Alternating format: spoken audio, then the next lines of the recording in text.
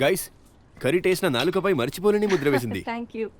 అవును, కానీ కడాయిపై కూడా కొద్దిగా ముద్ర పడింది. అయ్యో అల్లుడు గారు, మీరు దీన్ని వదిలేయండి. నేను ఈషా తాపిగా వీటి సంగతి చూసుకుంటాం. విమ్ముంది కదా. ఓకే, నేను వీళ్ళకి పెళ్లి పిక్స్ చూపిస్తాను.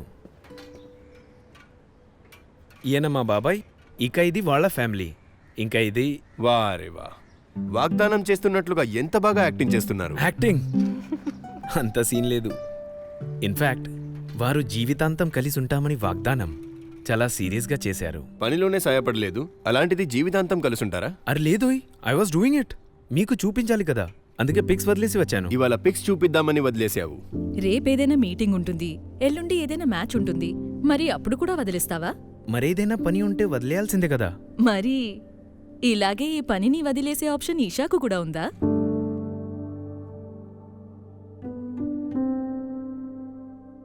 లేదు కదా. చూడమ్మా, మా ఇంట్లో పెళ్లి తర్వాత ఇది అమ్మాయిలు చేయాల్సిన పని.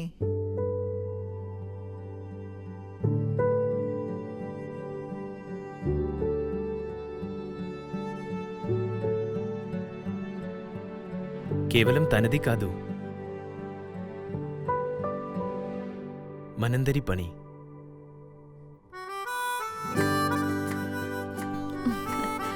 ఇప్పుడు పెళ్లిలో ఎలాగైతే వాగ్దానం చేశారో ఇక్కడ కూడా ఈక్వల్ గా కలిసి ఉంటామని వాగ్దానం చేయండి. వాగ్దానం చేస్తున్నాను. ఇంటి పనిలో నీకు ఎంత బాధ్యత ఉందో నాకు కూడా అంతే బాధ్యత ఉంది. ఎప్పటికీ ఇదే పాటిస్తాను.